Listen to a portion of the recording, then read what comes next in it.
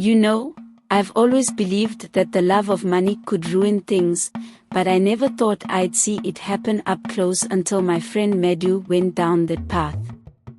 If you grew up in my village, you'd probably know how everyone talks about getting rich. There are so many ways they say you can do it, but Madu was different. He thought he'd figured out a shortcut. So, here's how it started. Madu and I grew up together in Umuro. We did everything side by side, and when we both finished school, he started talking big. He wanted a car, a big house, expensive clothes. I mean, everyone does, right? But Madu, he talked like he had found the answers to everything. One day, he told me about this guy from the next town, someone who was supposedly rich. People whispered that he had made it in a way that wasn't exactly honest. Madu said, all he did was make a small sacrifice and pray in some odd places. Now look at him. I laughed it off at first, but Madu was serious. He'd ask about this guy every other day, wanting to know if anyone had seen him, where he got his money, if he was still around. One evening, as the sun was setting, Madu told me he was planning to visit the man.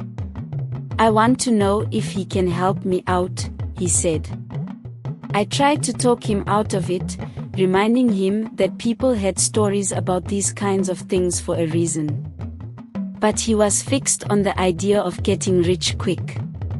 After that, I didn't see Madu for weeks. He was gone, just like that. No one knew where he'd gone, and his family couldn't find him.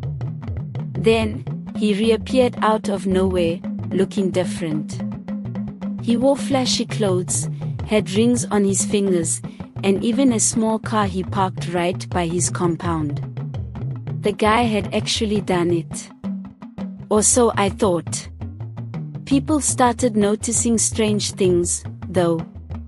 Some nights, you'd hear loud noises from his house, like someone banging on the walls or stomping.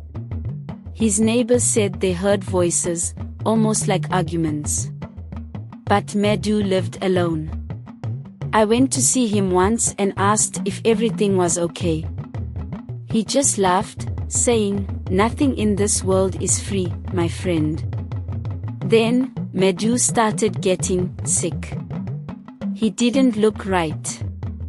He'd have dark circles under his eyes, and his face looked thin, like he hadn't slept in days.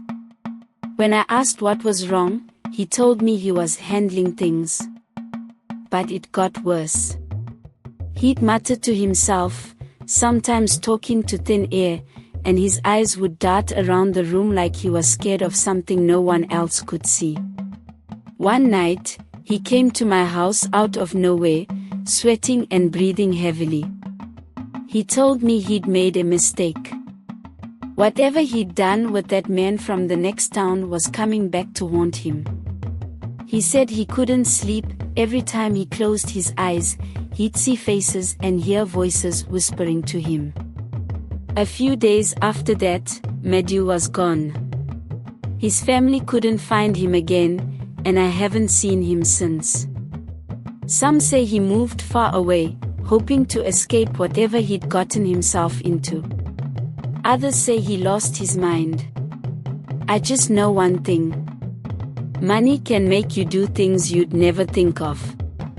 And with Madu, well, I guess he found out that some things cost more than you can pay back. Every time I see people talking about getting rich quick, I think about him. Madu was my friend, and he got everything he wanted. But he lost even more than that in the end.